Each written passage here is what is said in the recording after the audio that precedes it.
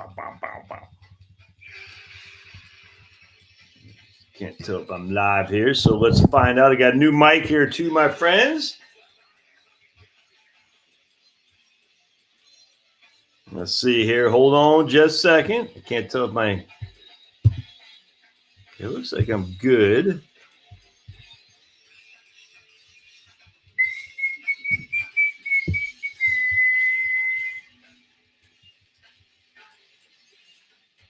Make sure we hit monetization to get that sweet, sweet George Soros money. All right. Hey, Cooper the Great. Where are you coming in from, Cooper the Great? Not familiar with your name there on this live stream. I'm live right on. Hey, Jill. Vinyl. Cool. All right. There we go. Hold on just a second. All right, Mary Mo. I'm not familiar with... Let me just make sure I got the comments up here. All right. Turn off that music from 1993. All right. Fort Worth, Texas. All right. So Cooper the Great, is this your first live stream? Hey, cute humor.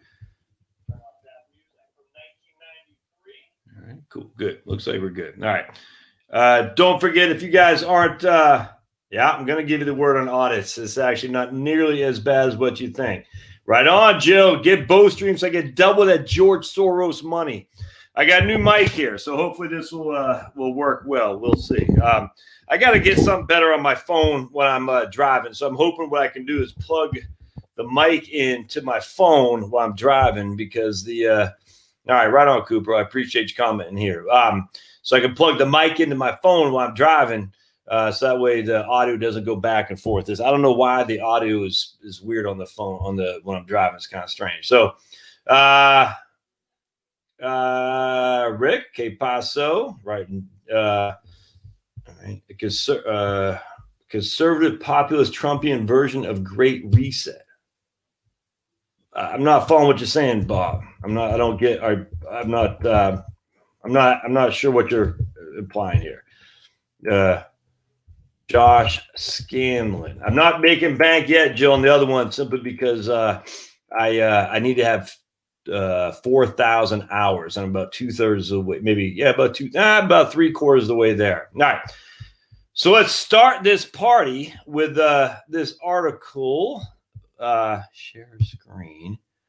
There we go. We're going to go to Chrome tab. I just want to... This all right. So this is the article from Bloomberg. As a small business owner, this scared me. I was like, "Holy crap!" IRS plans a 50% ramp up in audits of small businesses next year. I was like, "Oh boy, that's not good." Well, if you IRS starts at low base. Right? So let's check this out. IRS is planning to ramp up audits of smaller businesses and their investors by about 50% next year, following years of persistently low examination rates.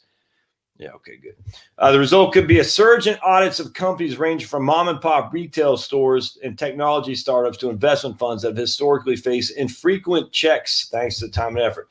I want to be when I was reading this, I was sitting there with my wife on the couch when I saw this. I said, "Man, this is perfect for these freaking clowns to." Let's see,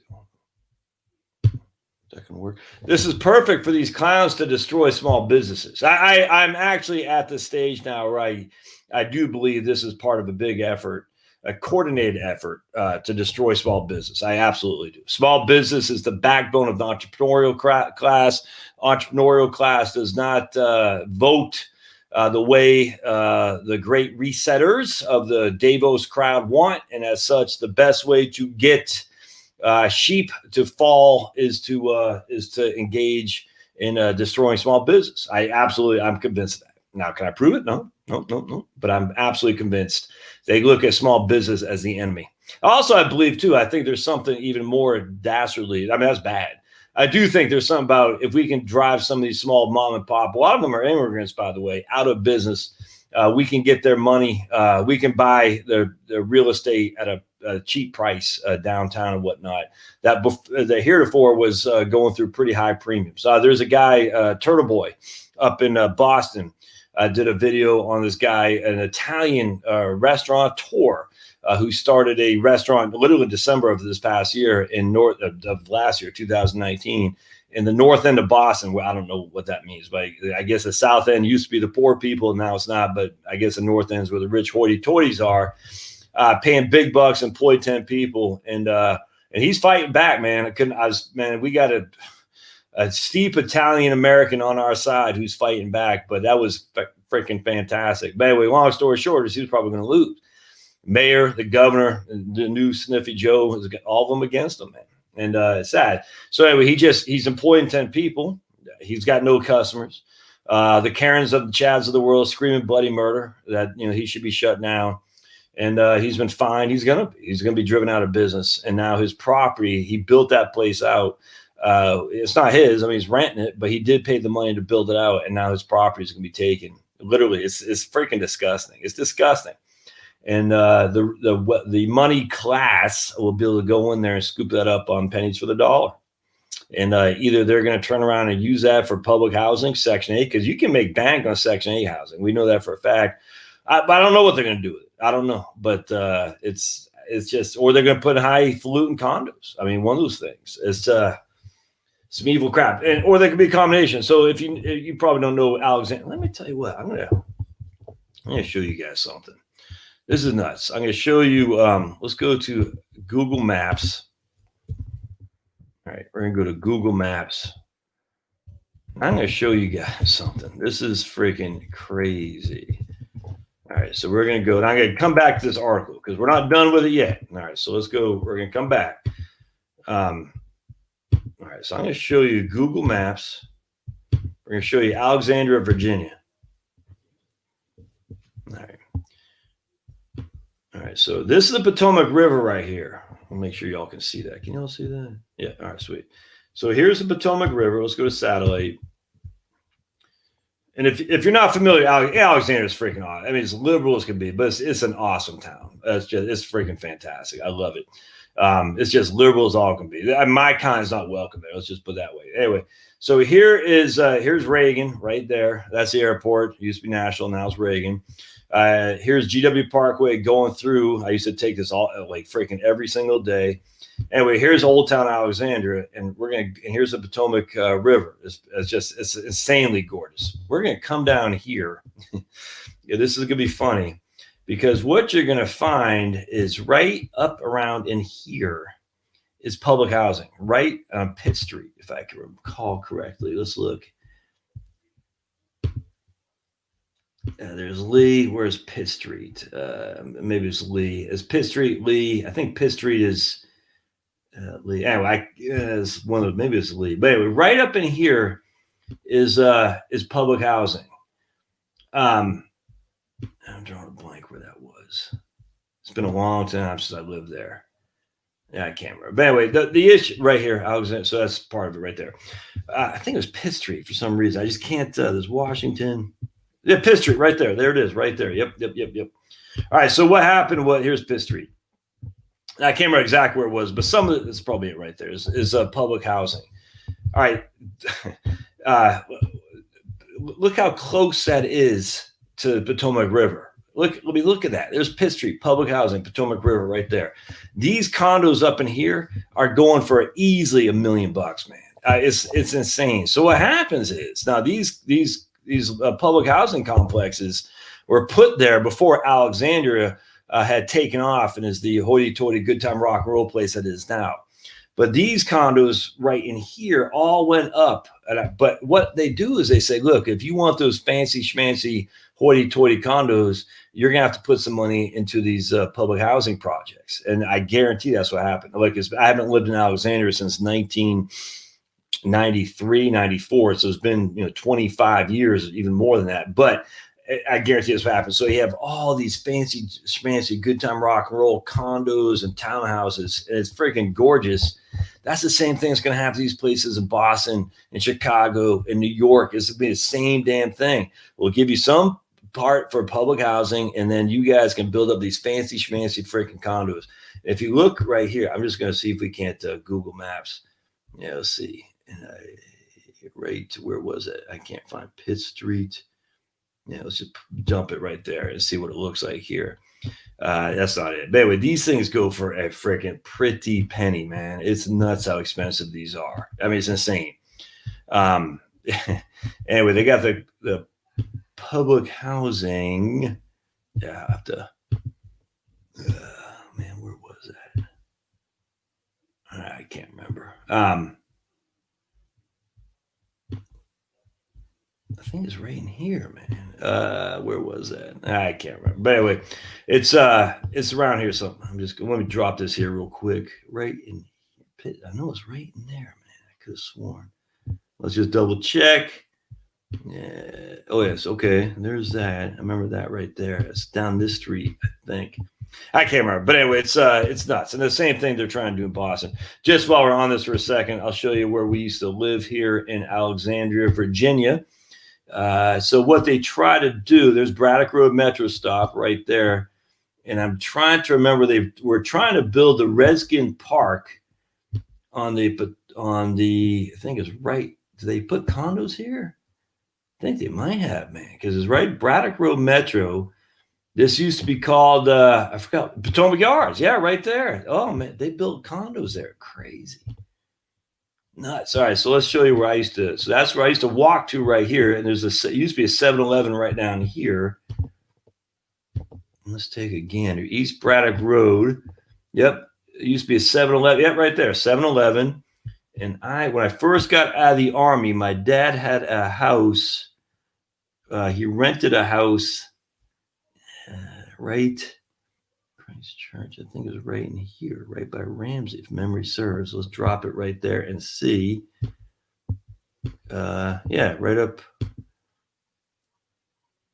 One of these houses here. I can't remember. It wasn't a duplex, but anyway, he rented a house right along here someplace. That I remember just me and was sitting on the front porch drinking beers. And then there's George Washington Middle School. That used to be a segregated school, believe it or not. Anyway, so we used to have a house here. Then he bought a house. My dad did right on where. Hold on just a second. I will show you. Right here. So let's see if where my dad had bought a house in 1994. Right there. Yeah, here it is right here. Okay, so it used to be Jack Taylor's Toyota, and that's my old house right there. All right, so we used to, I'm sure I shared this story with you guys before. Anyway, we used to, I was in a band. We used to practice in the basement right there. Is a lot. We just get freaking drunk as a skunk. My dad fixed it up. He's always been a good with tools and handyman carpenter back in the day. So he didn't do all this, but he fixed it up. He paid like $183 for this hole, and you're like, dude, what the hell? But I think he sold it for like $350, like 15 years later. Anyway, and then I'll never forget. So this house right here is this house right here is two families in there, one on this side and one on that side. And there's a black family underneath there. And I'll never forget one night I came home, or one day, and there's this little girl, about 4 years old, 5 years old. It was filling up her gallon jugs of water from our spigot right here. And I said, hey, what's going on? I didn't care. She goes, my mom said that for me to get water from here. I said, that's fine. I didn't care. Literally could care less. But I'll never forget that, man. The little girl was like probably 4 or 5 year old girl filling up her. I don't know if they forgot to pay the water. I don't remember, but I just remember she was filling up her water with our spigot right there. I didn't care because that allowed us to, play late in the night, and the kind of music we played, I guarantee they did not like hearing. But anyway, but this place has been spruced up quite a bit. It used to be back in the day, you could buy, houses down here for freaking nothing. And now it's just freaking booming. It's called the Delray section right in here. It's awesome. All right. So the point is, let's go back to what I was talking about before. So a nice little detour there. Fun times, dudes. Fun times. Where do I want to go here? So I want to go off of this guy. I'm going to stop. And then we want to go back to here. Oops. We got to share. I want to go to that guy there. All right. So when you're seeing this 50%, you're like, oh my goodness. And when I be honest, I was pissed when I saw that first. Like, man, what the hell? All right, but let's see what happens here. All right, so I'm reading this. The IRS is focusing our efforts to increase compliance activity in this area of not only partnerships, but also investor returns related to pass-throughs.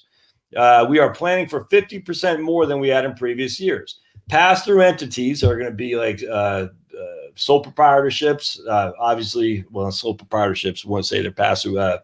S corps, what I was talking about. S corps would be pass-throughs, in particularly LLCs, S corporations for sure. They're incredibly difficult for the IRS to audit because they frequently have complex structures that can involve dozens of interrelated activities. They don't pay taxes themselves; they literally pass it through to you as your Social Security number. Right now, I mean, it's LLC, sole proprietorship, S corps. It all flows back to you. It's all a pass-through entity. All right, and so you pay that on your 1040.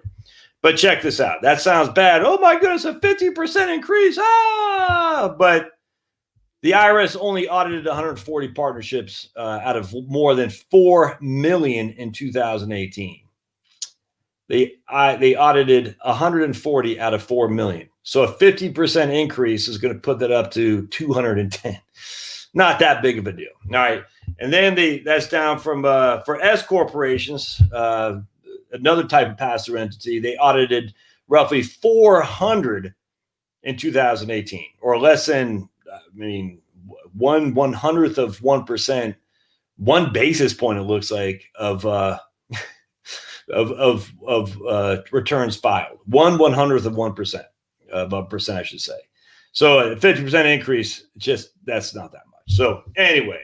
I said, okay, well, if it's this way, you can't follow the headlines. But the headlines are IRS plans a 50% ramp up. You're like, oh my goodness. Yeah, not that big of a deal. A 50% increase. Let's see. The IRS is hiring 50 more specialized auditors to work these cases with the aim of having them in place by February. New audit procedures that Congress approved in 2015 mean that IRS could easily collect more. Oops. All right. Well, I'm not on Bloomberg, so I guess I'll have to get off that. All right. Because Bloomberg can kiss my butt. No reason to follow Bloomberg. But anyway, so again, we got more just freaking scare tactics, man. Now, that doesn't mean we're out of the woods yet. This could be the beginning of a reawakening of the audits of the IRS as another intention to shut down small business. Look, man, I'm telling you right now. It's like straight from an Ayn Rand novel. It really is. It's straight from an Ayn Rand novel. It's hold on. I want to share with this. Hold on a second.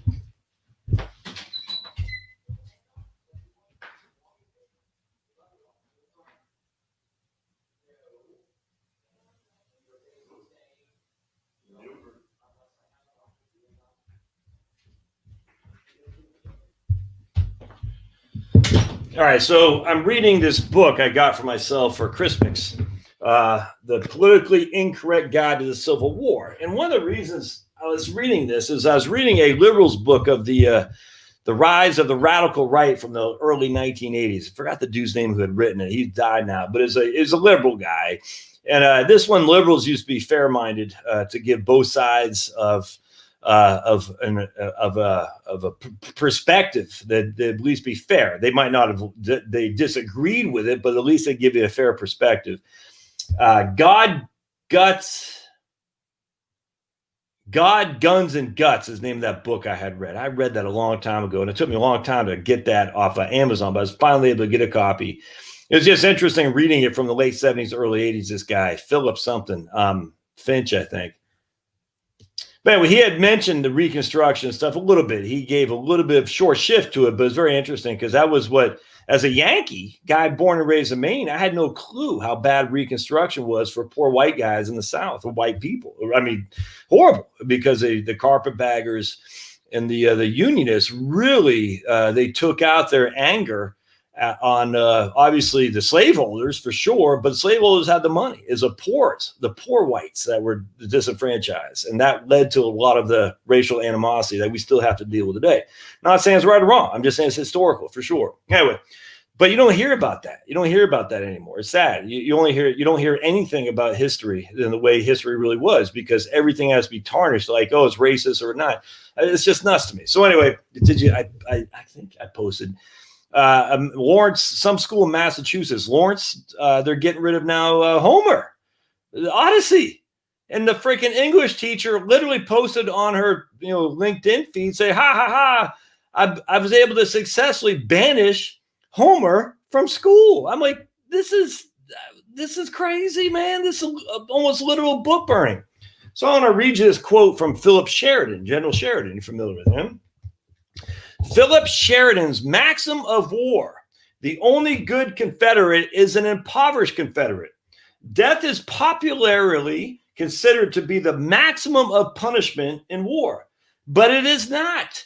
Reduction to poverty brings prayers for peace more surely and more quickly than does the destruction of human life. Think about that. Reduction to poverty brings prayers for peace more surely and more quickly than destruction of human life. That's Sheridan from 1860s. That's not propaganda. That's just true. So what's the point of that? Reduce your ability to earn an income stream to feed your family, and very quickly you will capitulate. And who's the biggest people who stand for freedom?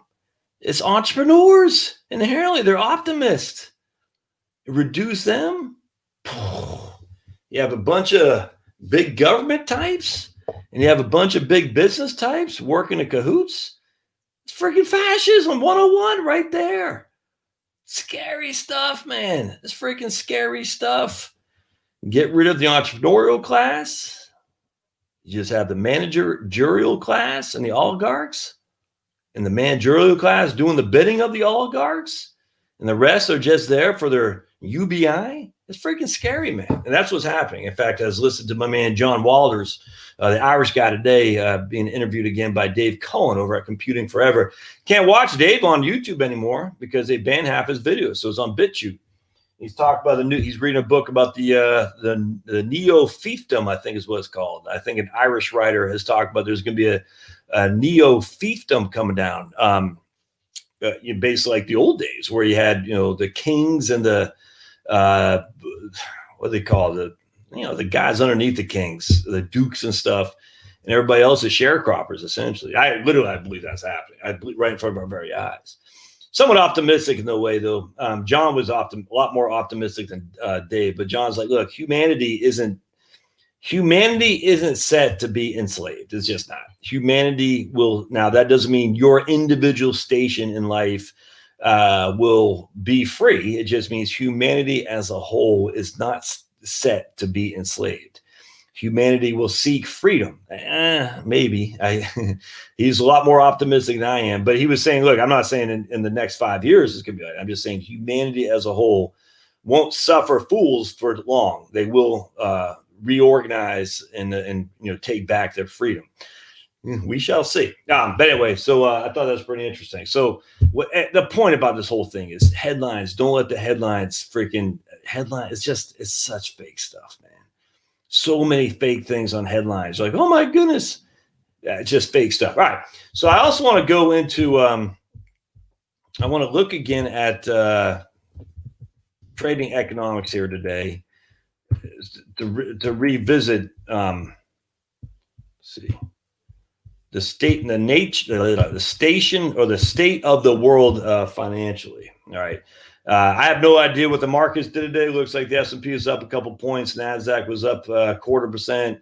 Nikkei was down. That's all fine. I literally pay hardly any mind. The only thing I pay mind to really, and I haven't today, is I like to see what the state of the bonds are doing, because that will be indicative of inflation. 10-year bond is still at 93 basis points. A 30-year bond is still at 1.6. Yeah, 1.674. So not a lot of movement in the bonds over the last couple of weeks. But 10-year bond has moved from 60 basis points to 90 basis points. That's a 50% increase in the yield, which meant to have a corresponding drop in the price over the last, about 2 months or so. From basically what day was that? Yeah, from December. From August from July 30th, the 10-year bond is at 53 basis points, and now it's at 93. So it's gone up 40 basis points. That's an 80% increase in the yield on the 10-year bond. I wonder what the bond was doing. Let's take a look. Anyway, we'll come back to that. All right, so I want to check out the markets here. We're going to go to. I want to go to. Let's just look at. We want to look at. Oh, here we go. Sweet. All right. So the last time we looked at this, I look at every couple of weeks just to see a gauge what's happening out there. So again, I want to go to inflation, and we're going to go to let's go to the lowest inflations. Ireland -1% there. Jobless rate 7.5. That's negative inflation, high unemployment rate, and 0% interest rates in Ireland. Japan, again, still, I mean, it's the same old story with Japan. Low inflation, negative inflation, low jobless rates. Again, the Phillips curve and all these fools who talked about all this economic theory is just, it's literally reading what's it called, tarot cards. These guys don't know their butts from a hole in the ground. And neither do I. No one knows. Spain, inflation, negative inflation. But look at that. High interest rates, high unemployment in Spain, 16%. Spain has been a basket case for employment for many, many years, and low inflation. Ireland, Japan, low jobless rate, low inflation, both negative inflations. Literally, economics theory would have something can't work there. Interesting thing about Spain, they actually have less debt to GDP. It's not even at 100%, where Japan's got, 2.5 times what Spain does. So again, something doesn't flow here in economics. You can't have both these things, and yet we do. So don't pay much mind to the economists. Economists simply don't know what they're talking about. And I don't either. No one does. But you can see Spain, the GDP quarter over quarter is up, but year over year is down quite a bit, actually. Look at that 9% decline in GDP in Spain. Switzerland, low jobless rate, negative inflation, interest rates negative. Israel, China, I don't trust China as far as I could kick them. Thought this was pretty interesting. In Thailand, interest rate at 0.5% of 1%. Thailand, who's going to buy a Thai bond? I wouldn't. Inflation rates are negative. So look at all these negative inflation rates. Actually, since the last time since we did this, we only had like 4 that had negative inflation just a couple weeks ago. Now we got 1, 2, 3, 4, 5, 6, 7, 8, 9, 10, 11, 12, 13, 14 countries with negative inflation, and UAE leading the way. Look at that. Jobless rate at UAE, 2.5 roughly. Inflation, deflation, 2%. Literally use your old economics books for campfire, because it can't. Look at European Union. High unemployment, 8.5 roughly, and low negative inflation with 0 interest rates. It's crazy, man. It boggles the mind on this stuff. Germany, it's nuts. Italy, 9.8. Let's just take a look at Spain real quick. I want to show you Spain, because everyone thinks for some reason that Spain and Italy and Portugal are the socialists. That's where the socialists live, and blah, blah, blah. It's going to be great. Let's just look at unemployment rate, or employment rate, I should say. Oh, it's probably unemployment. Unemployment rate right there. And we'll go back 25 years. So you can see we got, look at that. 2011, 12, over 25% unemployment in Spain. That's Great Depression. There's still 15%. Look at that. Over 15% since 2008. Only one time did they drop below 15%, and that's in 2018 and 19. Look at that. Crazy, man. If you go to max, look at that. Here's 10%. Going back to 1980, I don't even know what that is. We'll say 1980. They've only had basically 2006 to 2008 or so, they have less than 10% unemployment. So good luck moving to Spain and trying to get a job. That ain't going to happen. All right. Nuts. All right. Let's look at Italy. That's just everyone, for some reason, Spain is so great. All these Americans and their freaking AOC idiocy. Spain is my favorite place ever. I want to move to Spain. Italy, well, same thing. It's not going to be as bad, but pretty bad. Italy did elect a right-wing governor to some regard, a populist governor. Then he got snaked by political maneuvering by the left, and of course, the left is bad. Wherever the left rules, bad things happen. So look at Italy here. Same thing. We got 8% unemployment going back to 2010. And basically, other than 2004 to 2008, 9, 10, other than 6 years in there, we've had over 8% unemployment in Italy for as long as the eyes can see. It's insane. But Italy, Spain, oh my goodness. Nuts. All right, let's keep going back. Let's look at Portugal. A lot of people like to look at Portugal. I know there's a lady and a husband on here on YouTube. They moved to Portugal. They liked it because it's socialist, is what the lady said. And I commented on there because I said, man, the guy was like, he was a beaten man. I forgot who these people were, but the guy was beaten. Like anytime he says something, you can see him looking at his wife to make sure it's okay. What he's saying is like, I said, dude, would you I said, man, I'd like to hear your perspective too, because your wife keeps berating you essentially by talking over you. Can you just talk? And they got so mad at me, and they actually were really upset with me. I thought it was funny because I said, all right, Portugal is so socialist, more power to you, man. I guarantee you're not going to be on the single payer. I guarantee you're going to use your money in America in order to get higher health care. I guarantee when you need it. Anyway, they didn't take kindly to my anti-socialist rant. All right, so let's look at Portugal here. I don't know, is that going to fall under EU? It's got to be Portugal, right? Let's see. Let's go to countries and by Europe. All right, let's see. Look for Portugal. Right there. There's our favorite, Portugal. 7.8% unemployment. And let's look right now. Labor. And we're going to go to max. So Portugal, they've been better actually over the last, so they've been better than the other two. I mean, they've been under 8% the bulk of time. That's pretty good. So Portugal looks relatively good relative to Spain and Italy. So kudos to them. But always remember, my friends, just because the unemployment rate is low, I even say this with the U.S., doesn't mean the jobs are actually good. Nancy Pelosi used to say this under the Bush.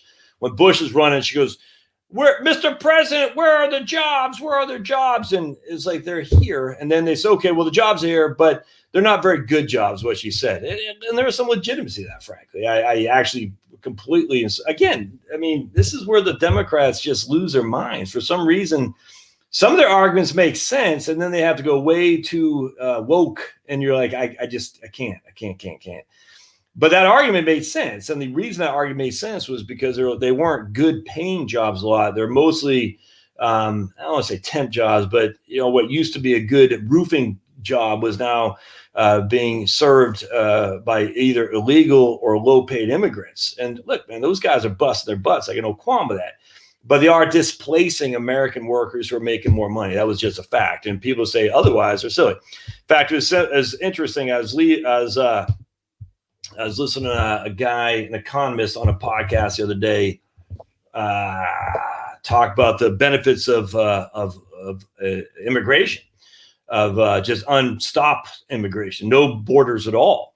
And his argument was somewhat, hold on just a second. Oh, gotta get my other book.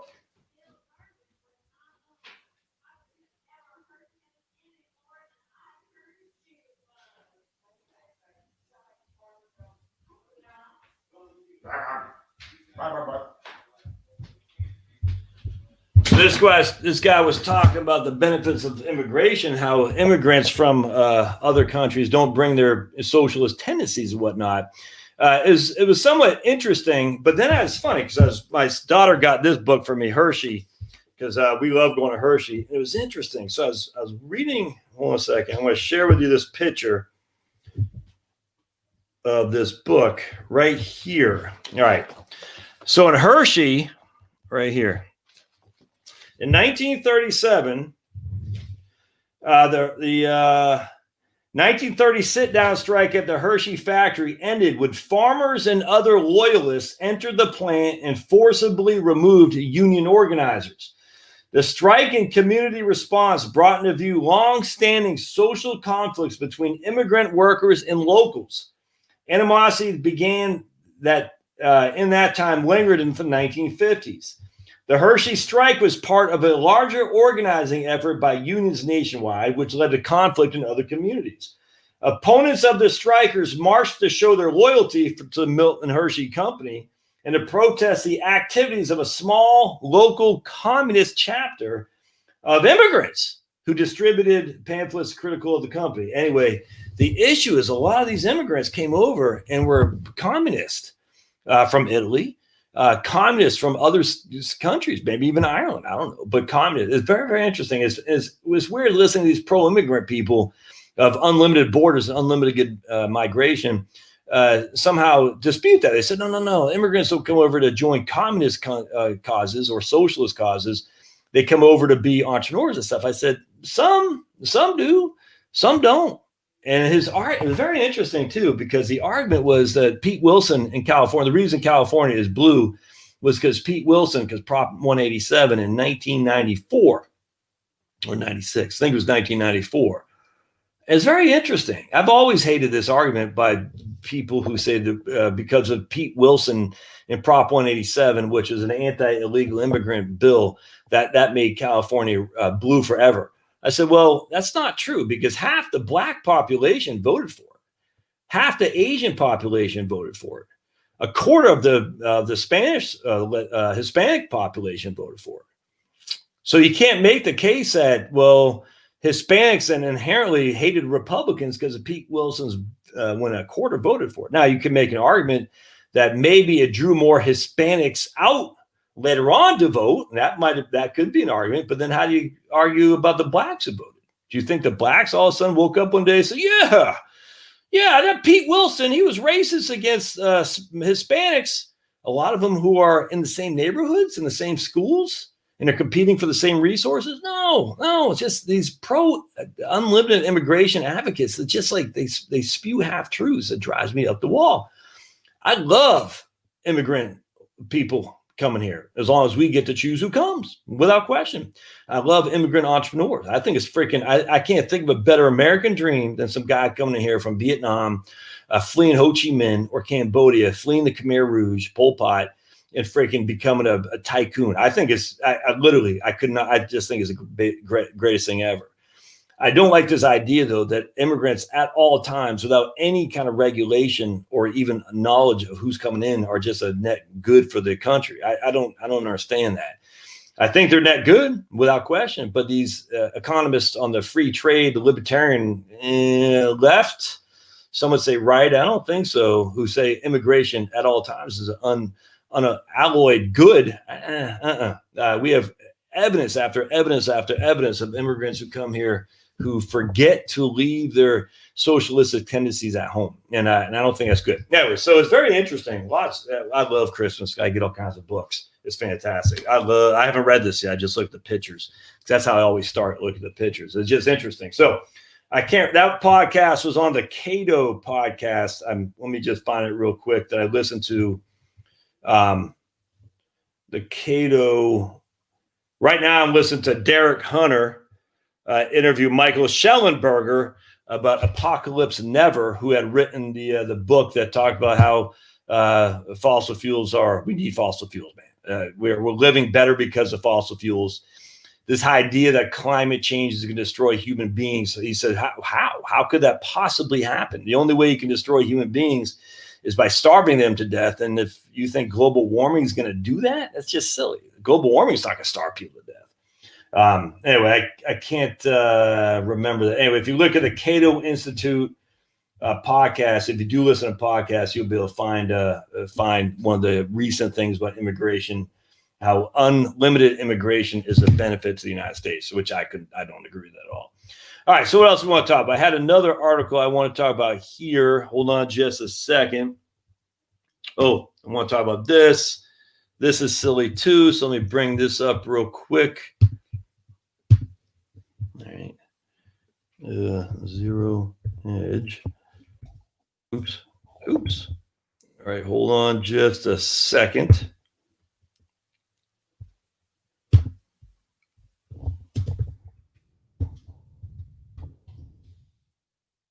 right, right here. Another way over just negative stuff. Look, and man, tries at the wall.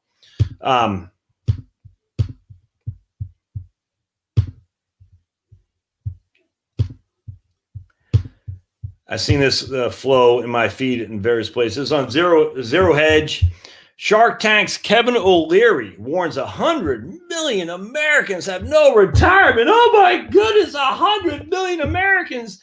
That's 1 out of 3. We have 330 million people in this country, and 100 million have no retirement. Oh, we're all going to die. Yeah. All right. In 2008, when we informed readers that more than 100 million Americans of working age do not have any retirement accounts, an employer-sponsored 401 type plan, individual account, or pension.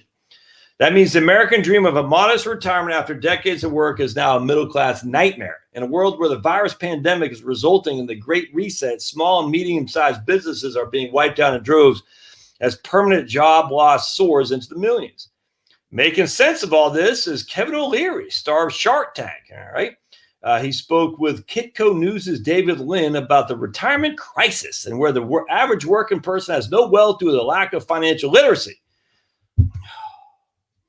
I think you've hit on a huge issue in America today. There are 100 million people that have nothing set aside for retirement. They have no investment account. That is a failure of financial literacy that started as far back as the 1970s. We never taught kids in school. We teach them reading, math, jobs, and sex education. Nothing about investing, nothing about debt. Do we really teach them math and jobs? Do we really? I've even questioned if we teach them reading. He continued by saying education reform is a must if you want societal change. We really need to change the curriculum in high school, blah, blah, blah. All right, do you really want these teachers, these woke teachers teaching your kid about money? I don't. No, I don't. Last thing I want is some English teachers proud of getting rid of Homer in the schools teach my kid about finance. We don't want that. All right. We need to explain how a credit card works, how the market works. That needs to be mandatory, not supplemental. We don't need anything more mandatory. Screw all that. Anytime someone says we need a law, just turn away. No, we don't need any of that, man. We got enough laws on the books. We don't need any of that crap because they're not doing a good enough job as it is. That's just a fact because the teachers' unions have such a freaking chokehold on our society that they're strangling real education. You can't teach Homer because that's racist. But, man, you can teach Robin DiAngelo, who's white, by the way. How come all these woke white people are the ones making all the money off the woke, progressive, anti-white stuff? Interesting. He speaks about the retirement crisis. All right. The idea that there's 100 million people working people that don't have a savings is silly. I'm not even sure where they got that from. I frankly don't care. They do have savings. And the reason, hold on a second. The reason we know they do have a retirement account, you want to know why? All right, so let me ask you guys, why is that number wrong? 100 million working age people don't have a retirement account. Why is that wrong? Anyone want to take a gander at that? So let's see what the comments are here. I can't put the comments down here. Oops, don't let me do the comments going down.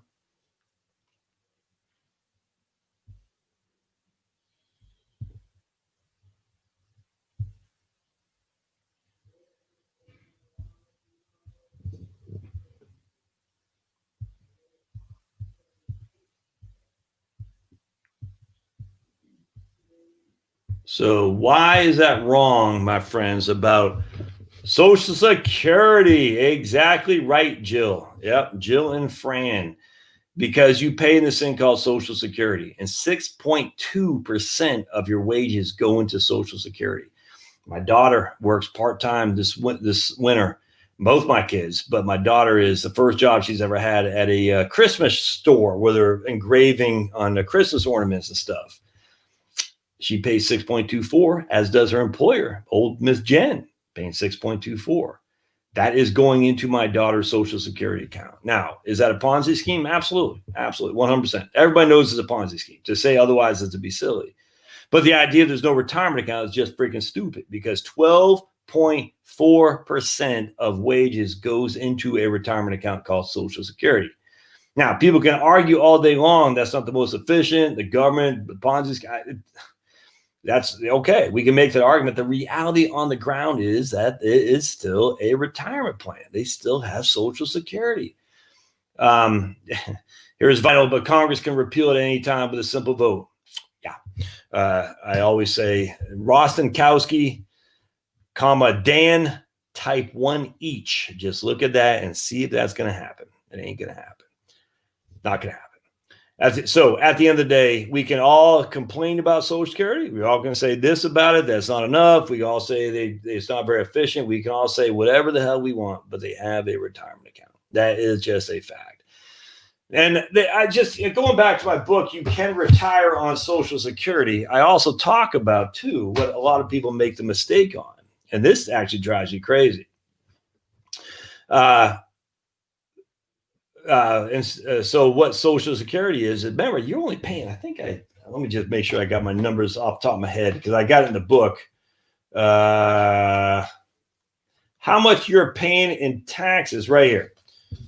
So in Social Security, you are paying 1% rate for employers and employees each from 1937 to 1949. So there might have been 16 workers for every 16 workers for every one recipient of Social Security. But the 16 people were only paying 1% each. That's it. And that's it. All right. Fast forward till today, it's 6.2% each. 6.2. And I advocate that should go up. It's been 6.2 since 1989. I advocate that should go up by 35 basis points to 6.55 on both sides. You want to fix Social Security? Raise payroll tax. 35 basis points, done. I don't know why Republicans can't get on board with that, actually. I think they're making it. Like I said that in 2018. I did a video how Republicans can win on Social Security. And I wish they would have. They won't. And they're going to allow the Democrats to control the issue, which is silly. But they should. And they should also win on arguing in favor of some kind of public option for people who are not at Medicare age yet, too. Now, I advocate a voucher system just like the GI Bill for healthcare, but I love that. I think what they should do is here's two things. You got pre-existing conditions. We'll give you a public option paid for by the taxpayer, of which you are going to pay a higher premium than someone who doesn't smoke, doesn't drink, doesn't have freaking Alzheimer's, all that.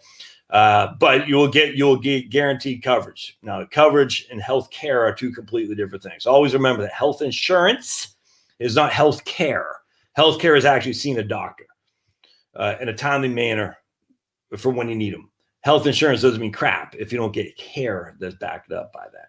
Always remember that. That's why Canada is just such a joke. NHS is a joke. That's why America is the best. Number one, baby, America, because we actually have health insurance, which gives us health care. These other places don't. So anyway, at the end of the day, though, I still think, hey, man, you want a public option? We'll give you a public option. More power to you. If you want that, you have pre-existing conditions, blah, blah, blah, it's fine.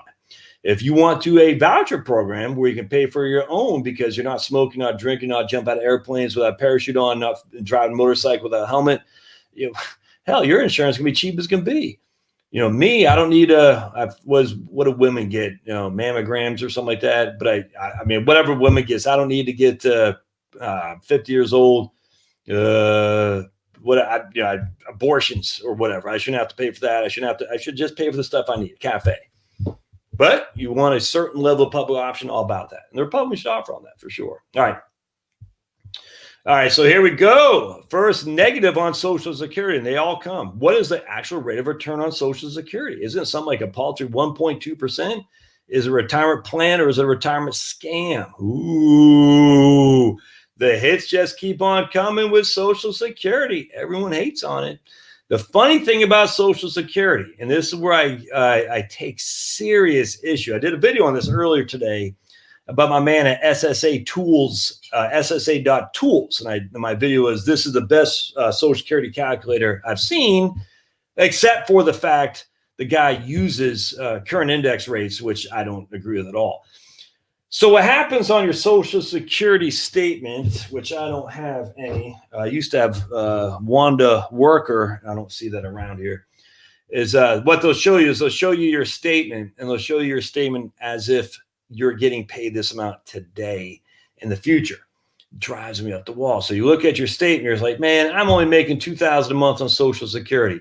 If I've saved $500 a month for the next 35 years, I'll make $5,000 a month on that account if I get 7% rate of return. You're not comparing apples to apples. You're comparing an inflated amount with a assumed rate of return that you're assuming you're going to get with your current Social Security benefit, which is in today's dollars. And I don't know why Social Security can't do a better job in this. It's stupid because it completely underserves Social Security, because it says you are only going to get $2,000 a month, but you're comparing it to your retirement plan that you're inflating at whatever your rate of return is. So my man Medic says the paltry 1.2%. I said, well, maybe if we look at the market compared to Social Security, does the market do better? Sure. It has. Will it? Japan mean anything to anybody? The first 10 years of this century mean anything to anybody? 1927 and 1954 mean anything to anybody? In fact, if you look at from 1920, if you look at the U.S. S&P 500 from 1920s and you look at each and every decade, other than basically the 1980s, the 1990s, and I want to say the 1950s, the market as a whole on a 10-year return time isn't great, man. You got a couple of decades in there that are freaking phenomenal, the 80s and 90s. Other than that, it wasn't great. I'm telling you, people make this mistake all the time. I could do better. You might. That's what they said in Japan in 1987, 1988, 1989, and then the buzzsaw. Can't have that, man. The buzzsaw came, and they're still underwater. Still underwater. It's crazy. Crazy after all these years. And if you're pulling money out to live on, not only you're not getting a cost of living adjustment like Social Security is doing, but you're dwindling your base. And I've talked about this a million times. If you're taking in my book right here, you can retire on the Wellington Fund. Let's just go back to it. I talk about Japan and what happened. If y'all haven't bought my book, what the hell, my friends? You got to do it. You got to buy the book because I will lay it out very clearly. With Japan, I think I got it. Where is this? Halftime report right here. If you had the Nikkei, that's a Japan S&P 500, and you're taking 5% a year out, starting in 1990, your money ran out. Want to take a guess? So you started in 1990. You're just pulling 5% a year out, adjusted with inflation. Inflation wasn't much. Your money ran out in 8 years. 8 years.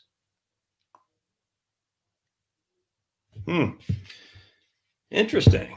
So the issue is Japan Japan completely different from where we could be? No one knows. That's the concern. But we do know for a fact Social Security is literally an annuity. And with any kind of annuity, what happens is the people who die early subsidize the people who die later. And you don't know if that's going to be Medic 311 or not. We have no idea who is going to die first. So between Medic and I, one of us is going to die soon. One of us is going to die later, most likely. If I die soon, my benefit goes to my wife, but then she loses her benefit, and that money that she lost will go to Medic. That's how annuities work. It's called mortality credits. The longer you live, the more benefit you get. The shorter you live, the less benefit you get. But the money that you did not keep because you died too early doesn't go to the insurance company. It goes to the people who are longer lived, if that makes sense. It's a huge understanding when it comes to any kind of pension, any kind of annuity, Social Security. You are literally subsidizing those who live longer than you. That's how it works. And that's what makes Social Security such literally, I would not have voted for it if I was an FDR, if I was a Senate Republican in the 1930s and FDR is jamming down that my throat. I said, no, it's complete taking. But he was a freaking political genius. He knew exactly how to get it done so it never go away. Yeah. Man, the withholding, this is for income tax, but the withholding of income tax is the greatest, just the greatest scam ever perpetuated on Americans ever, because you never see the withholding. And so people actually think they're getting money back when they're actually getting a refund of overpaying. It's the biggest scam there is, man, the withholding. Oh, how awesome would it be if they said for a sales tax, for an income tax, like your property tax bill, that we're going to invoice you for how much you owe. Man, we would see, man, you would want to see a revolution like you wouldn't believe. All right, Mr. and Mrs. Smith, we're only going to raise your sales tax by 1/8 of 1%. All right, invoice me. And then you're going to get that big fat invoice for, $2,200 at the end of the year for buying groceries and food. Cell phones and all that. Oh man, all of a sudden, all those bonds that you've approved, they don't look so good. Oh, I tell you, if Republicans were smart, which we know is rhetorical because they ain't, if they were smart, say, oh no, we're all about taxing. No, we're all about tax and spend, just like our Democratic colleagues. What we'd like to do though is instead of having the withholding, we're just going to invoice people, just like property taxes. Oh man, think how much. Oh, geez Louise. You don't want to see a revolution when AOC says, we're just going to raise your tax by a little bit. Oh, that'd be wonderful. All right. No, place part of your Social Security trust fund investments is silly. I don't like that. My man, Andrew Biggs, who I've interviewed twice on my channel, and I cite all the time, he was the chief proponent of that for George W. Bush. I liked it back then. I've grown. I don't like it now. I don't. I don't trust the market. I just don't trust it. That doesn't look, I'm fully invested in the stock market. I have no bonds. I have very little cash. I'm 100%. The only two things I got are equity in my home and stocks at DTI. That's it. That's all I got. So I am a stock market hypocrite. I don't trust it as far as I can see it because I don't trust the corporate titans that own it essentially nowadays. I just don't.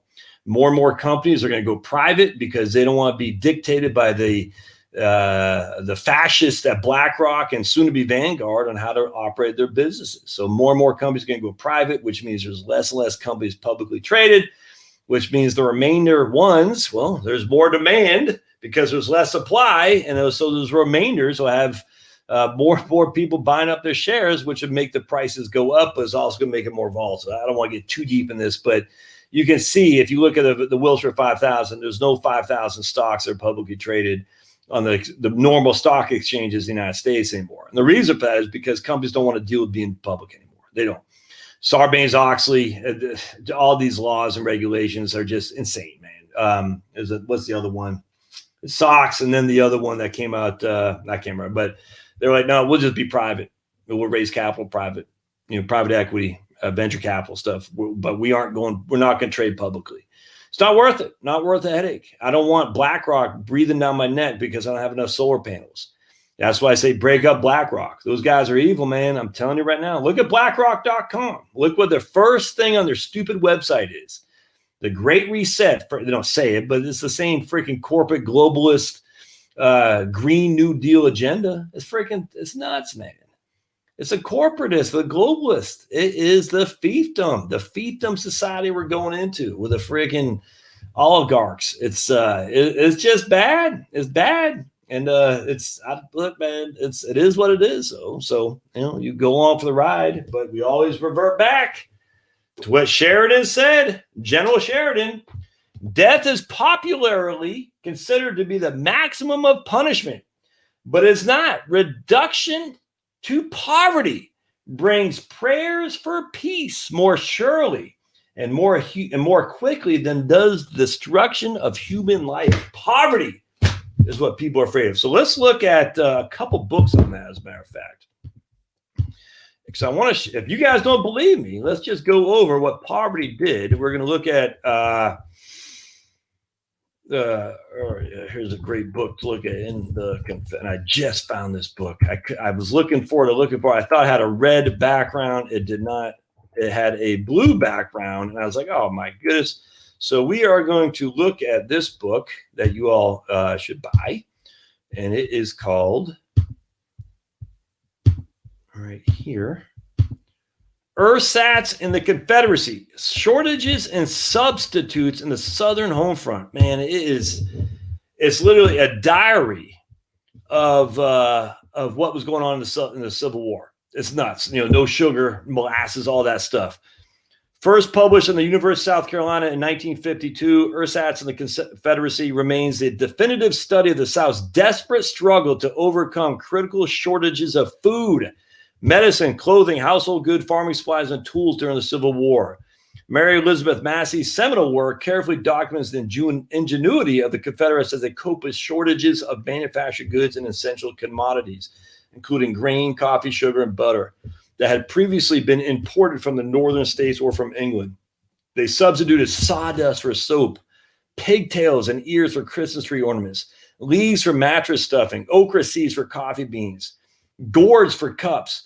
Women made clothing from scraps of material, blankets from carpet, shoes from leather saddles and furniture, and battle flags from wedding dresses. Despite the Confederates' penchant for making do and doing without, Massey's research reveals the devastating impact of war shortages on the South's civilian population. Overly optimistic that they could easily transform a rural economy to a self-sufficient manufacturing power, Southerners suffered from both disappointment and hardship as it became clear that the expectations were unrealistic. The lasting significance lies in Massey's clearly documented conclusion that despite the resourcefulness of the Southern people, the Confederate cause was lost not at Gettysburg, nor in any other military engagement, but much earlier and much more decisively in the home front battle against scarcity and deprivation. Oh, man, crazy. I'll put a link in the show notes to that because that book is, I tell you, you got to look. Hey, this is one of the, you have to be anti-war first and foremost because war is evil and war does nothing other than it just creates, just obviously people die for sure, but people die who shouldn't be dying, if that makes sense. All right. So then we're going to look at another book as well that I was reading a couple years ago. My if I can find that book. Because look, man, you got to know what oops, that's not it. You got to know what we're contending with. If Sheridan's quote is right, and I truly believe it is, and poverty is where you get sheep and people to comply. What do you think the oligarchs are trying to do, my friends? So think about it. You don't have to be freaking a doomsdayer, a prepper, or a right winger to say, "Oh my goodness, Scanlon, you're talking schmack." You just got to look at not even history, just recent history. If I can find my book here. Oh, look at that. My man, that guy called Dutch whistleblower who worked for the big European banks said all human misery is a business model. Man, that ain't that the truth. That nothing scary about that. All right, let me find my, hold on just a second. What was it called? I keep forgetting this guy's book. There's one about this World War II and how women were basically selling their bodies to Allied and Russian soldiers for a loaf of bread right in front of their men, their husbands. Is disgusting. It's horrible, and you can't blame them because they had to feed their kids. You know what I'm saying? So if I can find there we go, my library. Hold on just a second. It's freaking evil, man. And it's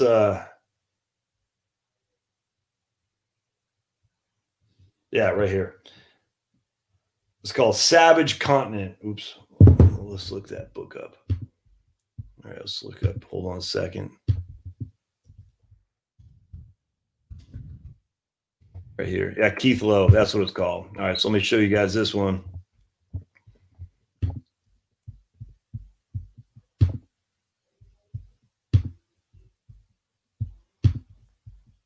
All right, so this is called Savage Continent, Europe in the aftermath of World War II. Horrible, horrible, man.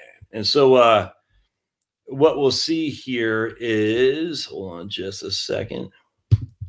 And I tell you, the Second World War might have officially ended in May 1945, but in reality, it rumbled on for another 10 years. The end of World War II in Europe is remembered as a time when cheering crowds filled the streets. But the reality was different. Across Europe, landscapes have been ravaged, entire cities razed, and more than 30 million people have been killed in the war. The institutions that we now take for granted were either entirely absent or compromised. Crime soared, economies collapsed, and whole populations hovered on the brink of starvation. Keith Lowe describes a continent where individual Germans and collaborators were rounded up and summarily executed, where concentration camps reopened, Violent anti-Semitism was reborn. And some of the monstrous acts of ethnic cleansing the world has ever seen. Tens of millions were expelled from their ancestral homelands. It's a story of post-war Europe, from the close of the war right to the establishment of an uneasy stability at the end of the 1940s. Is a chronicle of a world gone mad, the standard history of post-World War II for Europe for years to come. I tell you, man, it's he gives an example. I'm married. I got 4 kids. I'm sitting there thinking, what if we had no food? If you had no food, what would you do? Oh, the stock market will save you. Well, I don't know. Well, look, and this is why at the end of the day, I'm just telling you, man. Social Security is the one thing, at least, that you have some control over with your power to vote. You have no control of the stock market. Again, I am 100% in the market, and I will continue to be while I'm working. But just to revisit, going back to our back test of the Wellington or the Wellesley Fund, let's go back to share screen. And I've shared this with you a couple of times. I'm going to do it again because I think it's that important. I'm not sure how many of you guys are still. This is the back test.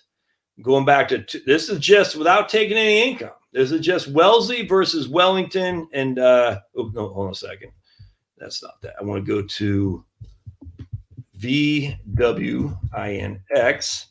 and go to VWELX. Then we're going to go to VFINX. All right. So what we're going to do is go look at Wellesley, Wellington, and S&P 500. All right. Right now, we're just going back 2010 to 2020. We only got 3 in there. Hold on a second. I got to put 100. There we go. All right. So Wellesley is going to be the least aggressive, about 40% bonds, 60% stocks, and that's going to be Wellesley. So $100,000 invested in the Wellesley is worth $230,000 after 10 years. So basically got 7.2% a year rate of return. $100,000 invested in the S&P 500 though is worth $400,000. It quadrupled. Excuse me. So that would have got basically a 14% rate of return, right? And then $100,000 in Wellington fund was only worth $278 because Wellington is about 65-35 stocks to bonds. All right, so let's say we're taking 5% a year off this guy. So we're going to say cash flows, withdraw fixed amount, adjust for inflation. All right, now we're going to take $5,000 a year off it. Let's see where we're looking at here. After 10 years. Okay, we got right here. After 10 years, S&P 500 is still at 282. Wellesley is at 148. So we've taken, the equivalent of 50,000 plus inflation out. We're still 50% ahead of where we were. All right. So that, the S&P 500 is basically double that of the Wellington or the Wellesley for sure. Wellington's done a little bit better. But let's go back to 2000. I'm just going to show you. 2000. All right, so go back to 2000, taking 5% a year off. What do you think happens to the S&P 500? Oh, we ran out of money after 17 years. Look at that. We ran out of money. Wellington and Wellesley did roughly the same. All right, so basically Wellesley's at 151. Wellington's at 140. So we're still above water, and we were able to increase our withdrawals each and every year with inflation for the most part. But look at S&P 500, dead to rights. Yucky. And then we just say, let's go to 2007 and see what it looked like then.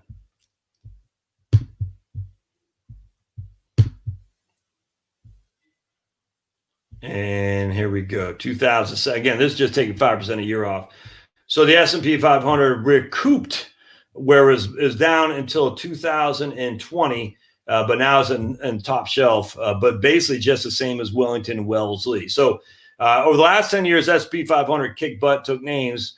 If we retired 3 years previously, the S&P 500 was significantly below everything else for many, many years until basically last year.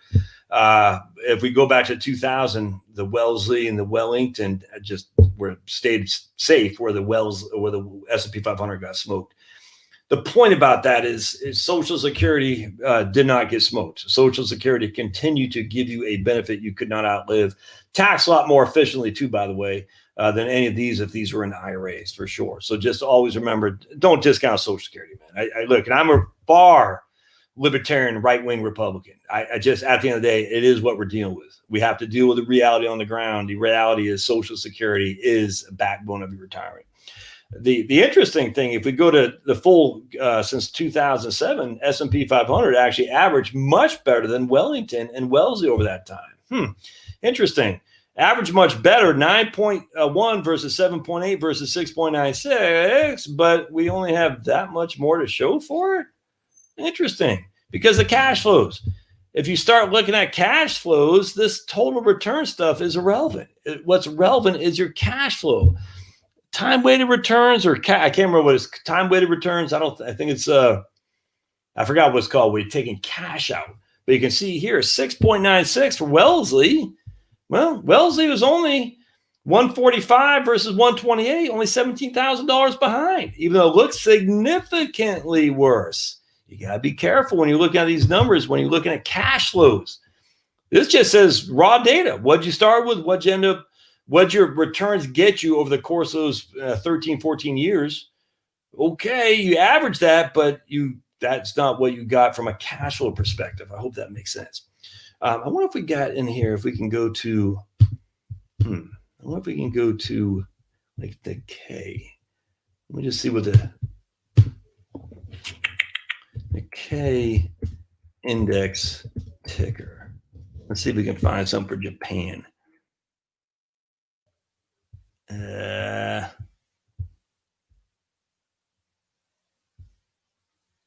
I guess what we'd have to do is maybe the Vanguard Pacific European. There you go. And that's all right, hold on a second.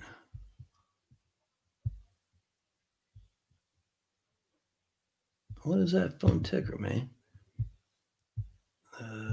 VEURX. Okay, VEURX. So let's go to that. VEURX. There we go. That's not all Japan. That's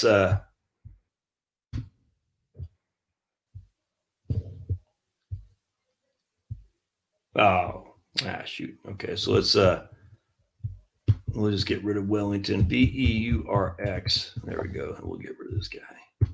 Wink. All right. So let's see what this does for us. I'm sure it's a Japan. I just can't off the top of my head. I can't remember. All right. So here's VEURX down to $35,000. Look at that, man. Yikes. That's after 2007. Let's go back to 2000. That's again taking 5% a year out. 2000. I'm sure it ran out of money. Let's take a gander, shall we? Oh, yeah. Yep. Look at that. Yep. No, not quite. Still had 11,000 in there. No, yeah, it did. It ran out of money in 2016. So here's a Japan, here's a Europe. And actually, I can't remember when the inception of that was. Let's go back to.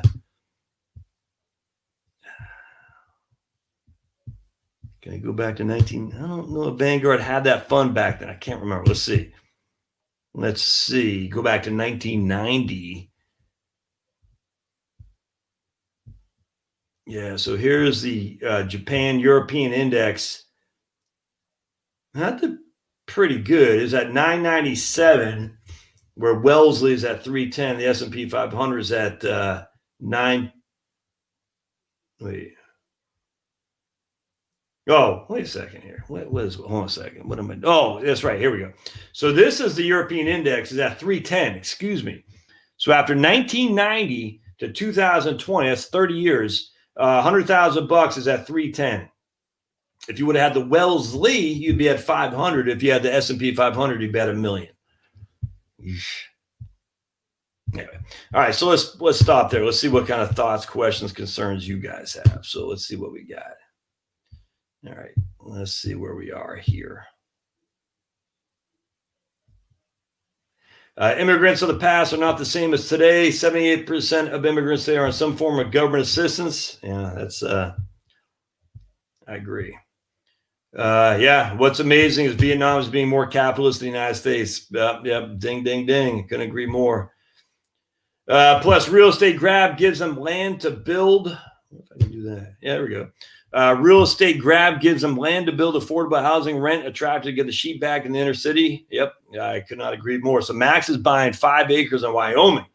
Where you at right now, Max?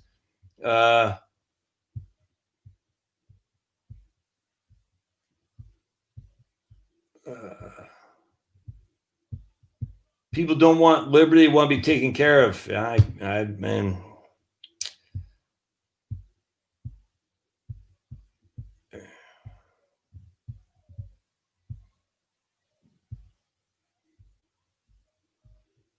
Used to eat lunch, Tom Major used to eat lunch in both Alexandria and Delray at least 2 to 3 times a week when employed.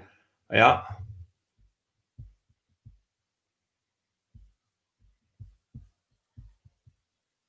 But DS says another minute or so and I'm out of here. This is useless. Sorry, DS. Did I hurt your feelings? I'll send you a refund. Vinyl says my place is an over 55 village. DS says, is there a point to the stream of conscience? No. Just Loudoun County's back on fire. So Loudoun's been up and down and up and down. That's interesting, man. Loudoun was the exurb for a long time. Then it got smoked in the great GFC, the global financial crisis, and now it's back on fire. That doesn't surprise me because people trying to escape those inner burbs. Common sense says Marxists can't dominate us without getting rid of any mom and pop competition. Yep. I completely agree, man. Yeah. No, phony conservation set aside. Good point, man. Good point. Yeah, I couldn't agree more with that. You buy a property for $1 million, have it assessed for $10 million, and then take conservation easements, write-offs. Or you do like John Bon Jovi and Bruce Springsteen, where you're getting tax subsidies for farming, even though you're not doing crap, but you're pretending you're a gentleman farmer, and you're getting all these tax subsidies, write-offs because you're a farmer. The whole thing is just such a scam. Do I have a video about the Great Reset? No. Well, yeah, I did. I think it was on a live stream where I actually read this article right here. Maybe I'll do it again.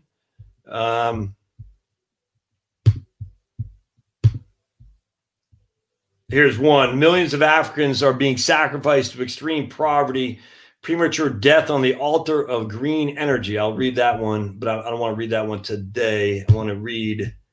I'm not going to read it, but I want to show you an article I had read right here from Mises.org, the United Nations and the Origins of the Great Reset. I'll put a link in the show notes here for you all to read it. I'll do another video on that tomorrow. I've been meaning to do this for a while. I just keep forgetting. But yes, the Mises Institute and the Origins of the Great Reset from the United Nations. It's actually going to piss you off. No other way around that.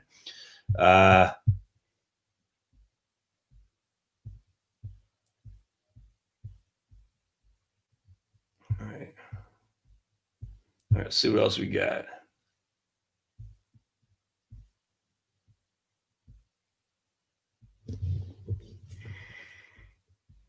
I mean, yeah. So I want to make sure people understand Congress can repeal Social Security without question. I mean, that's not debatable, but they're not. I mean, they're not going to do that. So I don't take issue with the idea that Social Security is based on what the politicians do, but that's a two-edged sword. I mean, they can increase it or they can decrease it. There's no political will at all to get rid of it.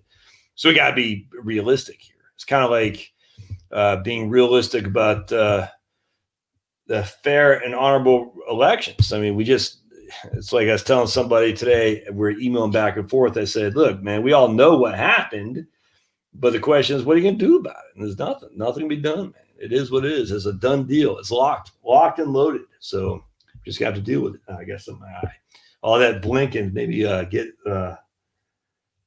something. Okay. So Rosemary says, tell me, O Muse, of the much-traveled man who wandered many ways after he sacked the sacred city of Troy. Interesting. And then Vinyl puts that in there, which means something. I don't know. Might mean, Josh, you're the biggest idiot I've ever seen.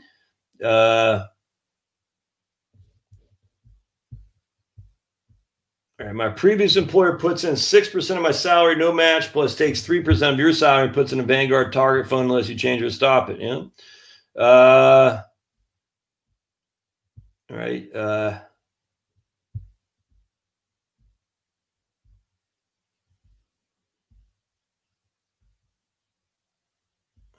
I'm not sure who Pulverizer is talking about. He's got no problem. The guy using the figures, he does. I'm not sure what we're talking about there. Yeah, Social Security not bad for putting 6% in and getting inflation as well. Man, that's a good point, Joe. I think that gets overlooked a lot. If you look at an annuity with an inflation adjustment right now compared to Social Security might wipe the floor with it without question. It's just that's a fact because it's a Ponzi scheme. Annuities aren't Ponzi schemes. Social Security is. So we just got to be conscious of that. But at the end of the day, Social Security will wipe the floor with the cost of living adjusted annuities. Not even close. Not even close.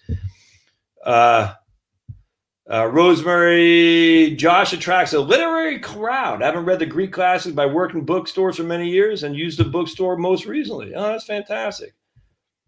Yeah, all kinds of strange people do come here. Right on. Eric's got BowStreams going to get me some of that George Soros sweet, sweet money from Ralph Warnock and John Ossoff advertising here heavily on YouTube. Vote early, vote often, as we always say.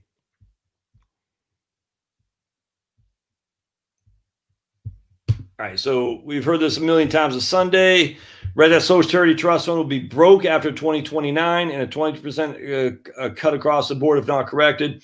They're not going to cut Social Security benefits. It's just not happening, man. The political, I'm just telling you right now, they're not going to do it. It's not going to happen. Who is the first president who signed the bill to tax Social Security? If you think it was a leftist, you are wrong. It was the most right-wing president we've ever had. It's called Ronald Wilson Reagan. He signed the bill to tax Social Security to keep the system solvent. That was Reagan. Clinton came along and signed another bill to tax it in 1993 with a Democratic Congress. But Reagan was the person who signed the bill to tax Social Security, or else Social Security was going to go kaput. There's not going to be a tax cut. There's not going to be a benefit cut. It's not. And it's not broke, by the way. It's when people say broke, they think it means bankrupt. No. It just it doesn't have enough money coming in to pay its outflow. All right. So it's funded on deficits, essentially. And that's, they still have enough coming in to pay 78% of the stuff. And that's under the current, if you look at the three numbers, there's low, intermediate, and high on the trustees report. And if you look at that before the pandemic reaction, of course, the pandemic itself wasn't that big of a deal. It was a reaction to it. The unemployment on the intermediate, which is what Social Security Trustees report says, they expected 5.5% unemployment from now until 2092. We haven't had 5.5% until now, but before that, we haven't had 5.5% unemployment for many, many years, which meant there's a hell of a lot more people paying into Social Security than the trustees report assumed. Now, there are some other issues when it comes to cost of living, inflation, interest rates they're getting on their bonds, but the biggest source of funding for Social Security is payroll tax. And if they're assuming a 5.5% unemployment and we actually have 3 to 4% unemployment, that's a significant increase in the amount of people paying payroll tax. And as such, Social Security, the trustees report intermediate was based on 5.5%. But other than where we're at right now, there was never 5.5% anywhere near what we're anticipating for the next 70 years. But who knows now? I mean, now it's freaking. Yep. Jill says $2,500 a month or $30 a year. You need to have saved about $700,000 for an annuity with no inflation. Man, great point, Jill. Let me highlight that. Check this out, my friends. If you were to get $2,500 a month, you would need to have saved $700,000 a year for an annuity with no inflation. And I'm assuming that does not include a survivor benefit either, which Social Security does. That's nuts, man. Everyone needs some kind of guaranteed income. I Yep, I completely agree. In fact, there was an article that I did last time that said retirees with guaranteed income are happier, and I agree with that. The article was written by an insurance guy, so I kind of chuckled, but I agree with that 100%.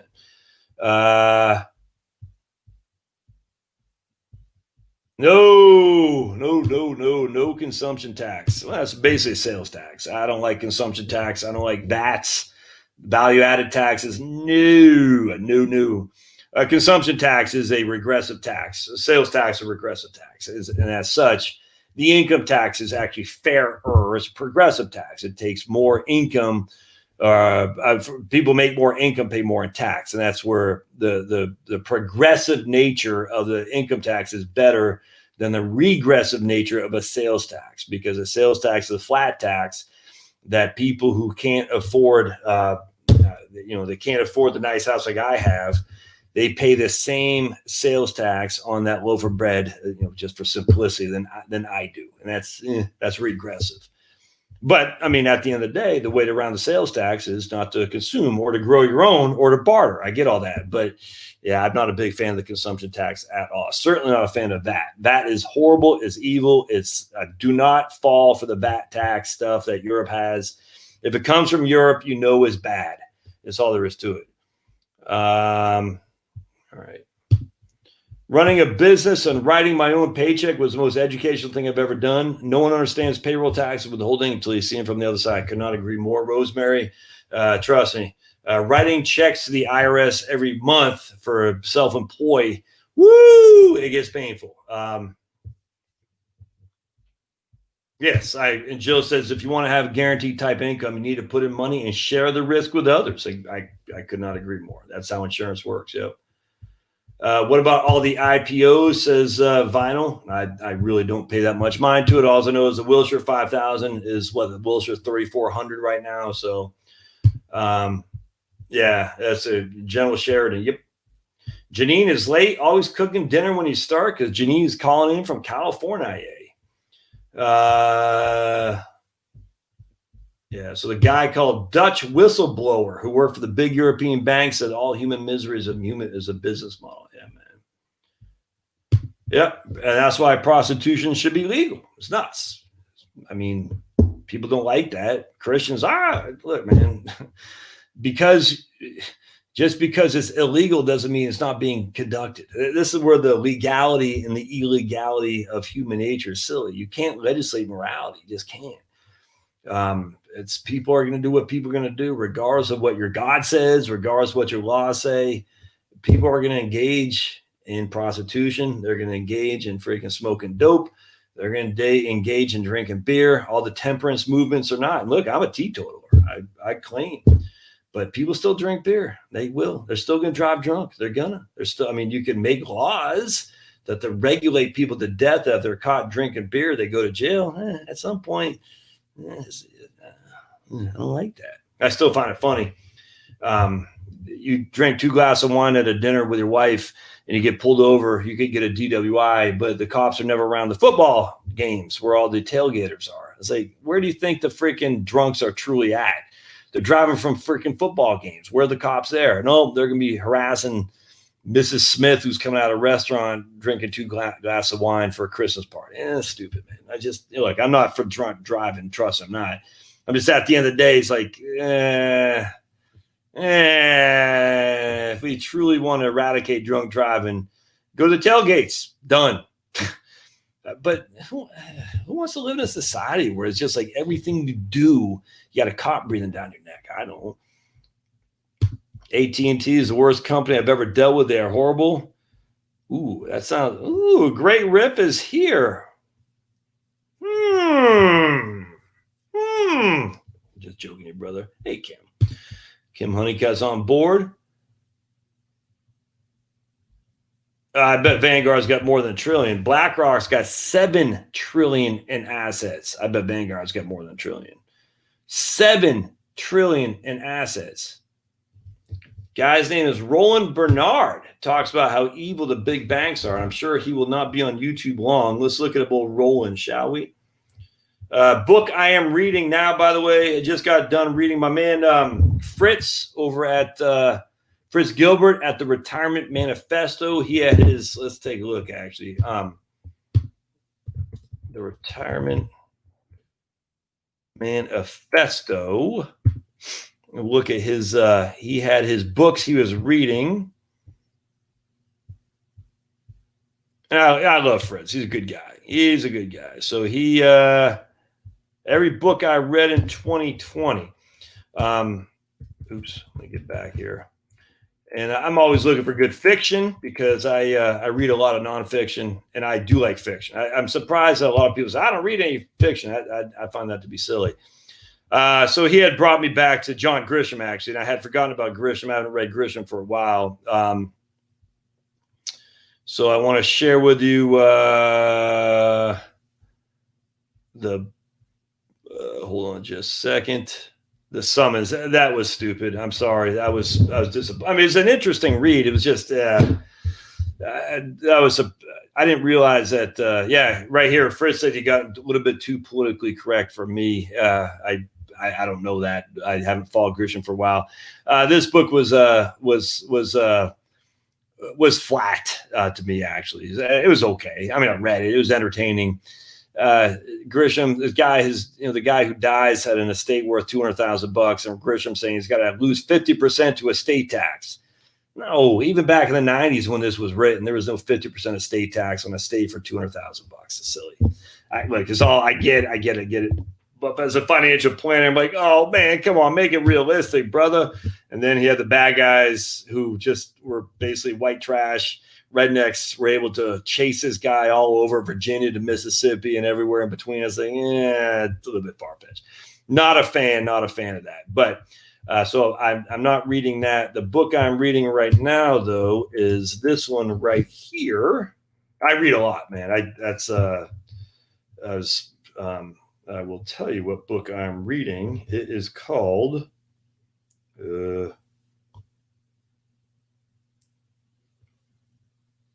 right here. This was called Olive Kitteridge. This one right here. I just started reading it. So it's about 6% of the way through. I don't know how I came across this. A lady named Elizabeth Strout had written it. It has something to do a little bit with Maine. Anything that has to do with Maine, I usually gobble up. So this had something to do with Maine, which is how I came across it, I think. But I don't know anything about this lady. I don't care about the Pulitzer Prize, but I like it so far. So far, so good. So so that's what I'm reading right now for fiction. For nonfiction, I got just a freaking stack of stuff, man. Actually, I'm just showing you this. I'll show you what I'm reading for nonfiction. It is called the 12-Volt Bible right here. And it's for boats, but I don't have a boat. I never will own a boat. But I like this book because I'm very big into I'm very, what is that? That's weird. I don't know why it's not saying I purchased it. But anyway, I'm very big into battery backups and stuff and electrical stuff. It's very good. Very good for electrical systems using DC battery, direct current battery. It's actually quite good. This is one of the better books I've read to introduce you to how battery operation is. Because you read all this stuff about currents and voltage and stuff. You're like, some guys just explain it better, man. And for me, hard-headed from Maine, I just need somebody to explain it. Look, I've read 1 million books on battery power, 1 million books on storage, 1 million books on photovoltaic. I mean, I know it, but if someone to say this is how it works and explain it to me, like, this guy was able to do it easily. So I'm almost done with this book right now. I don't care about the battery or the boats. I'll never own a boat. I don't really care, even though I was born and raised on an island. But I like the idea of battery power. I think battery power is something you need to be looking at for sure with your backup. You need to have a backup, man. I'm telling you. All right, so let's look at my man Roland Bernard if he is on YouTube. All right, Roland Bernard. Yeah, there we go. Yeah, all right, sweet. Just subscribed.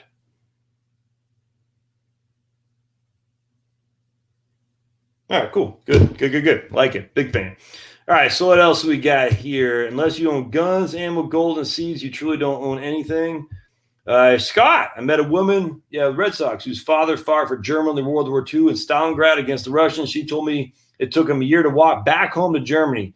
6,000 Germans survived, 100,000 died. I had a client whose dad was in the German war, who was a POW by the commies in Stalingrad. Probably, same battles, I guarantee. And when he died, the son, who was my client, asked the dad, "What do you regret?" He goes, "I regret that I worried too much." Here's a guy who is a POW in the commie gulag, fighting on behalf of the Germans. He's not a Nazi. He's just like all these kids, man. They were drafted to fight, or else they're executed and their wives are raped in front of them. And what else are you going to do? He had to do it. He's not a freaking Nazi. God, I hate that crap. And he was a POW by the Stalinistas, the most evil, other than Mao, tyrants in history. And when he died, he said to his son, "I just wish I didn't worry so much." I'm like, dude, you're a POW in a Soviet gulag, and your thing is your one regret is that you worried too much. I said, what are we worried about? Especially when we know Christ. If you know Christ, there's nothing to worry. But yet here I am worrying. Oh, by the way, this shirt brought to you by, that's the state of Maine. I can't really, there you go. Do it the wrong way. Right there. Whatever that says. What does that say? Defending gun rights, gun owners of Maine, GOM, gun owners of Maine. They're bringing this video to you. I bought the shirt, but gun owners of Maine, you should get your own shirt. Looks like AKs in there, and you can see the back. Pretty cool, man. Pretty cool. Gun owners of Maine. Rosemary has seeds but no place to plant them. You gotta get some hydroponics, man, or at least get yourself a grow bed, inside grow bed, to grow some microgreens, big time.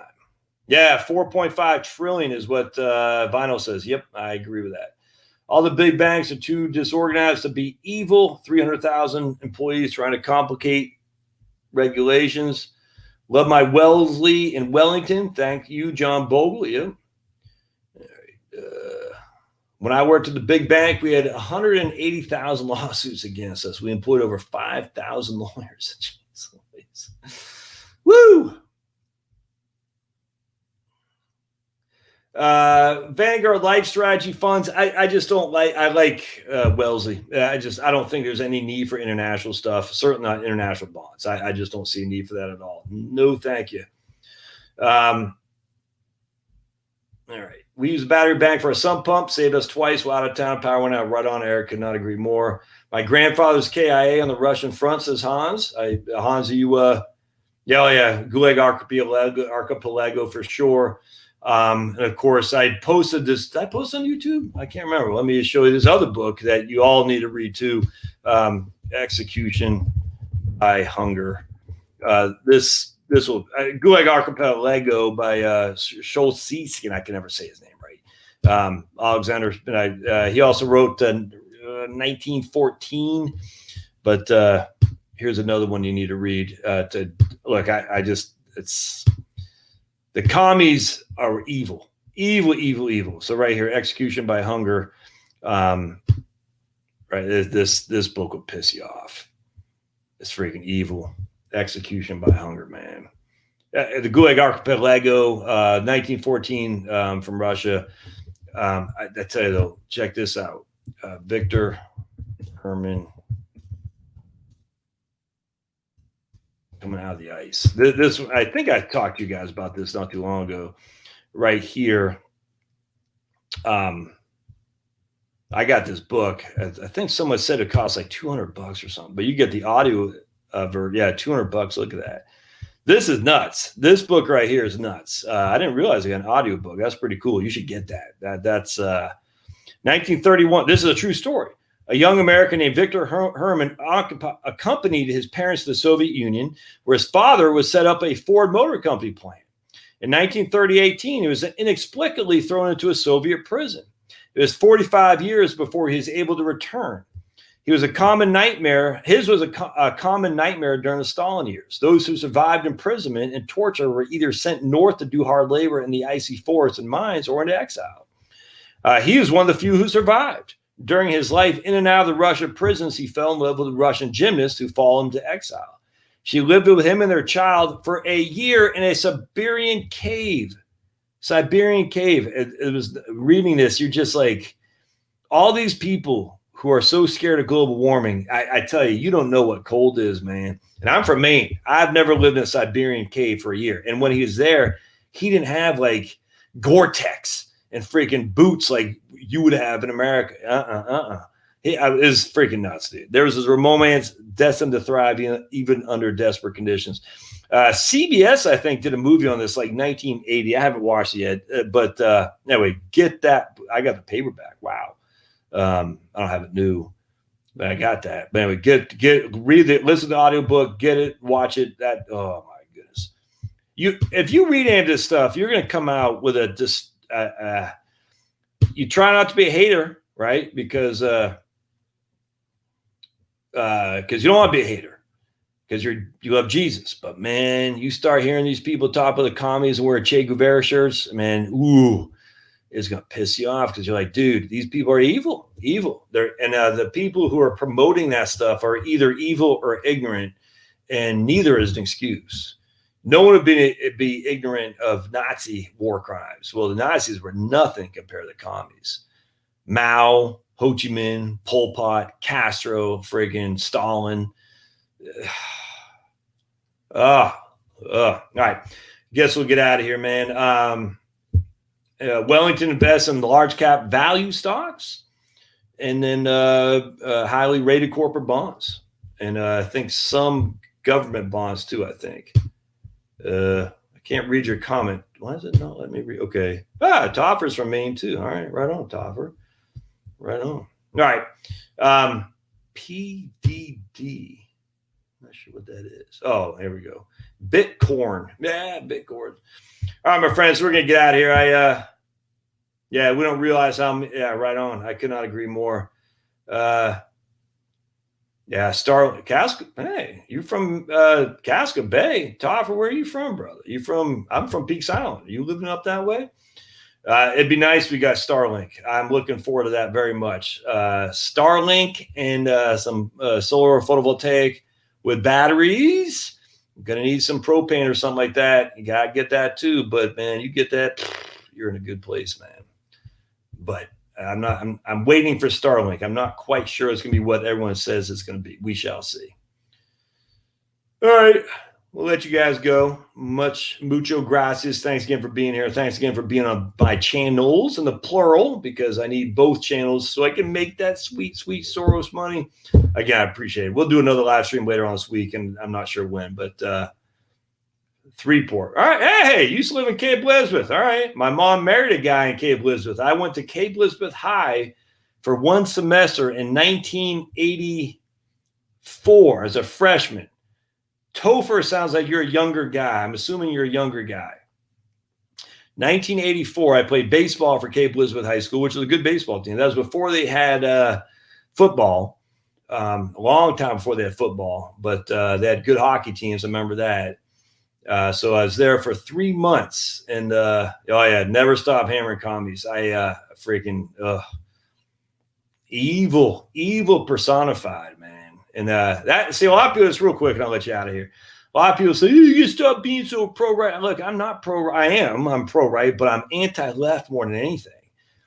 The left is bad. It's got to be beaten. And I mean, the left is the problem throughout history. It just is. Yes, there are certain instances where the right, and how can you call National Socialism the right? But let's just say that I don't care. We call Hitler the right. That's fine. He certainly wasn't capitalist, but let's just say it's all right. We got Hitler. They get all this crap time and time and time again, man. I don't get why the left gets this free pass. It's nuts. Pinochet. All right. He was minor player, but at the end of the day, him and Fujimori, they had to do what they had to do to kill the commies, man. Because if you don't kill the commies, you'll be Stalin. You'll be Chavez. Yeah, that's what happens every time. Crazy. Anyway, so I'm anti-left more than I'm pro-right. That's a fact.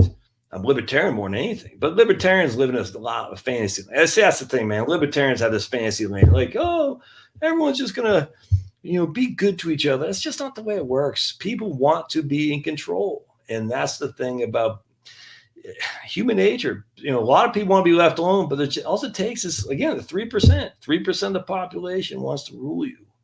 And so we need 3% of the population to say no. And if those two people can fight against themselves, and everybody else can usually do okay. Sadly, most people want to be led. Most people don't want to be in control. Sad. This affluenza. That's the problem with America right now. We got too much. I hate to say it. Affluenza, man. All right. I'm out of here, man. My voice is hurting. We'll see you guys. Thanks again.